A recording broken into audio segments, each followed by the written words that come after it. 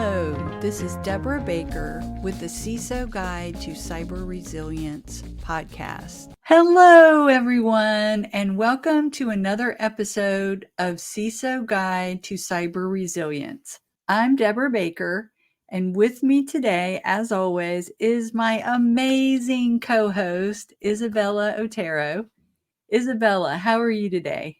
Hey, Debra. I am doing fantastic. Super excited to dive into today's topics. There's a lot to cover. Awesome. Absolutely. Today, we're discussing two major cybersecurity incidents that have everyone talking. These events highlight just how critical it is for organizations to stay vigilant and prepared. Let's start with the recent breach at Dick's Sporting Goods. On August 21st, 2024, they detected a cyber attack that exposed confidential information. For those who might not know, Dick's is the largest sporting goods retailer in the United States, operating 857 stores with over 55,500 employees. Isabella, this is a significant breach, isn't it? It really is, Debra. When a company of Dick's size and influence is compromised, the ripple effects can be extensive. They did respond quickly, though, activating their cybersecurity response plan and bringing in external experts, which is what you'd hope to see. However, the internal disruptions they faced, like shutting down email systems and locking employees out of their accounts, underscore just how challenging it can be to manage a breach of this magnitude. Exactly. According to their SEC filing, Dick's discovered unauthorized access to their systems, including sensitive data. They've been advising employees not to discuss the breach publicly, which is fairly standard in this type of situation. But it does raise questions about transparency and internal communications during a crisis. Yes, it's a delicate balance. Limiting communication helps control the situation and prevents misinformation from spreading, but companies also need to keep their employees informed to maintain trust and prevent panic. It's a tough line to walk, especially when dealing with a breach of this size. Yeah, so this is, totally normal in a situation like this. You definitely should tell your employees not to speak to the media, not to leak any information, because they're investigating it now. They're trying to figure out, who broke in, how it was done, the extent of the damage, the data that was affected. So, they don't even have all the answers right now. So that they're going to have a person that normally, interfaces with the media, and that's the person that's going to go and answer the questions and things like that. So that's standard procedure in this situation. To add on that, how do you think that these big companies could, be transparent with their employees in such, a quick manner? If you have 55,000 employees like Dick's Sporting Goods does, how do you go ahead and kind of put that out there to your current employees so they, don't talk about the information at hand that they may or may not know about? Right. So, and because one of the things that I do is I will do tabletops with companies, and we'll talk about this because, you go through in the tabletop, you go through a scenario with them of a breach and how you're going to handle it. And there is a part where we talk about, if it's a big enough breach and, who in the company would talk to the media. And so one of the things is you could send an email out, but they had to shut the email down. So I'm not exactly sure how. Maybe they did before they shut the email down. I'm not sure. Or maybe they have a Slack channel, but somehow they must have gotten it out to their employees to say, don't talk to the media. And, we're investigating this, and they've actually brought in an incident response company that's, helping them, which is great. That's, if you have a big breach like this, you definitely want a second set of eyes, to be helping you and, trying to figure out what happened and everything like that. So, Scary stuff. Yeah, definitely. I didn't realize, I knew they were big, but I didn't realize they were this big. I mean, I was like, Yeah. wow, 55,000 employees. That's huge. I mean, their stores are great, so I get it. Anytime I'm like, oh, I need to go get a fishing item or like hiking, I'm like, well, got to go to Dick's Sporting Goods. Yeah, exactly. Any sort of sports related. Yeah. No. I'm same thing, tennis, pickleball. I'm like, okay, I'm going up to Dick's Sporting Goods. Yep, definitely. Okay. So now we're going to move on to our second major topic. Let's talk about the Iran-based hacking group known as Pioneer Kitten. This group has been breaching organizations across various sectors in the US, including defense, education, finance, and healthcare. What's particularly concerning is their collaboration with ransomware gangs to extort their victims. Isabella, can you explain why this is such a dangerous development? Most definitely. So Pioneer Kitten is a significant threat because they're not just breaching systems, they're monetizing the access in multiple ways. They've been selling domain admin credentials and full domain control privileges on cyber marketplaces. And more recently, they've been working directly with ransomware affiliates like No Escape, Ransom House, and ALPHV, also known as Black Cat. This kind of collaboration between a nation, state actor, and criminal groups raised the stakes considerably for any organization targeted by these attacks. Yeah, I mean, I've heard of of course we know about the nation state attacks, but this is the first time where I've seen the nation state actually working directly with, you know, these criminal organizations. So, I mean, it's probably happened before, but this is the first time that, this is like a big thing. It's different from other nation state attacks. So, For sure. according to the FBI, CISA, and the Defense Department Cybercrime Center, Pioneer Kitten has been actively scanning for vulnerabilities in critical infrastructure like security gateways and VPN devices. They're exploiting both old and new vulnerabilities, making them a persistent and evolving threat.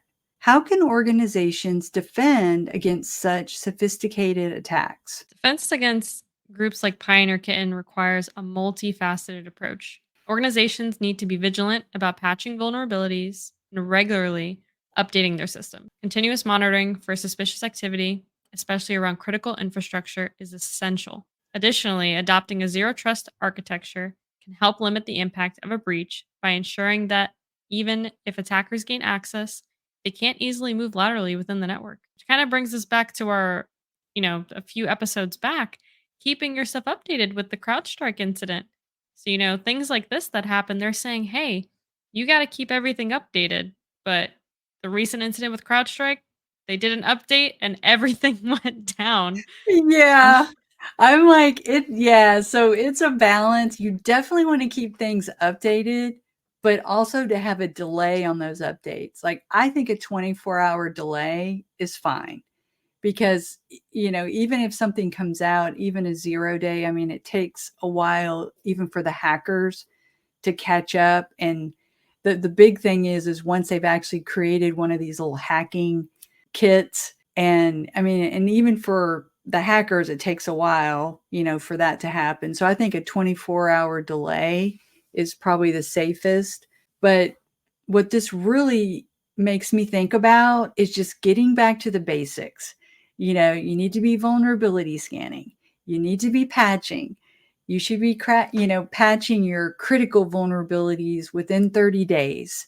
And you want to prioritize your patching. So any devices or assets that actually have external visibility onto the internet need to be patched first. And then your critical assets. So it really just goes back to the basics for me. Make sure you have your data encrypted. So that's another thing. If the data is stolen and it's encrypted, then there hasn't been a breach. So that's another thing to consider. And I mean, zero trust, definitely, but get all of the basics done. Your patching, your processes, your disk encryption, and then you can move up to doing something more advanced like multi-factor authentication. That's the other thing I want to say, because that's another big one you want to make sure that you're using. So it's clear that Pioneer Kitten is a versatile and persistent threat. They've been selling access to compromised networks since at least 2020, showing a long-standing strategy to diversify their revenue streams. How should companies adjust their threat models to address these kinds of hybrid threats? Well, companies need to broaden their threat models to account for the fact that nation state actors might also be motivated by financial gain. This means recognizing that these groups might collaborate with criminal organizations, making them even more dangerous and unpredictable. Incorporating threat intelligence that specifically tracks these hybrid actors and regularly updating incident response plans to handle potential ransomware attacks are key steps in staying ahead of these. Now, Deborah, question: how often do you think that, companies should update their incident response plan? I would say at least annually. I mean, you want to make sure that you have your incident response plan. You want to have a tabletop. And so that way you're actually, you've got your key individuals that would actually be involved with an incident. And essentially, the person, the organizer, like I can come in and organize it and work with your team. And what I do is I'll just set up a scenario of an attack that's happened on your company, and then we talk through it and we work through it, and then we can see the whole point is in an environment where you're not actually having to address an actual attack, so it's a little bit more relaxed. You can actually think through and see, okay, maybe we aren't patching, maybe we're vulnerability scanning, but we're not actually patching, or we're not patching our criticals within 30 days. It just talking through these scenarios. Then you can think of, okay, is there something we need to change? Is there a process we need? Is there a product we need to buy? Things like that, so that when something actually does happen, you're prepared. So one of the things this reminds me of is North Korea. And I had done a presentation at the ISC Square DC Summit. This was several years ago, like 4 or 5 years ago. And it was busting the blockchain myths. And in the research that I did, I realized that North Korea, like, a major way that they fund their government is hacking crypto, Bitcoin wallets, and also crypto exchanges. And so, I mean, yeah, I mean that because there's so many restrictions on their on their country that that's like a big way that they make money. And I guess Iran. I mean, they're kind of like following suit, working, with these criminal organizations and making money off these, ransomware attacks and things. Yeah, that is a scary thought, having your information, held ransom by someone over, the cyber web, and essentially you're, you know, at their mercy. Like, you either have to give them what they want, or you're losing a giant portion of your life. Yeah, exactly. Oh, yeah. And this reminds me, offline backups. I heard somebody from CISA speak, and because what will happen with ransomware is everything on that computer, and like if you have an external like USB connected drive, it will get encrypted. If you have OneDrive connected, it will get encrypted. And the CISA person was saying that every single ransomware attack where they've come in to help them respond, the backups were also encrypted. So you want to make sure you have offsite, offline backups. You can always leverage the cloud for your backups. There's there's products that they have like built-in disaster recovery where they're automatically, they've got the failover and it's going to a separate region. Or you could just actually on your network, you could have a segmented section that that if ransomware hit, that it would be completely separated on, there's no way to get to it from the regular network. So that's another big one to be prepared. So as we wrap up, it's evident that both the Dick's Sporting Goods breach and the activities of Pioneer Kitten highlight the critical need for robust cybersecurity strategies.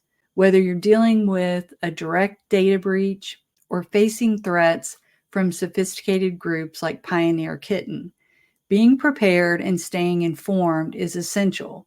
Isabella, what's the biggest takeaway for our listeners today? It's definitely the importance of readiness, adaptability.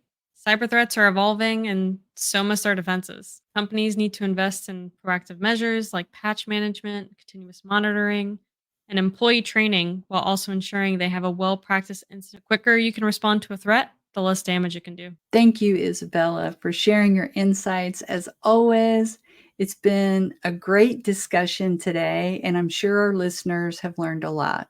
Thank you, Debra. It's always a pleasure to be here. And then we'll see And you to our next time. listeners, thank you for tuning in to this episode of CISO Guide to Cyber Resilience. We'll be back soon with more insights and updates on the latest in cybersecurity. Until then, stay safe. Until then, stay safe and stay cyber resilient. Thanks. Thanks for listening. Don't forget to pick up a copy of my book, A CISO Guide to Cyber Resilience, available on Amazon. And remember to stay cyber resilient.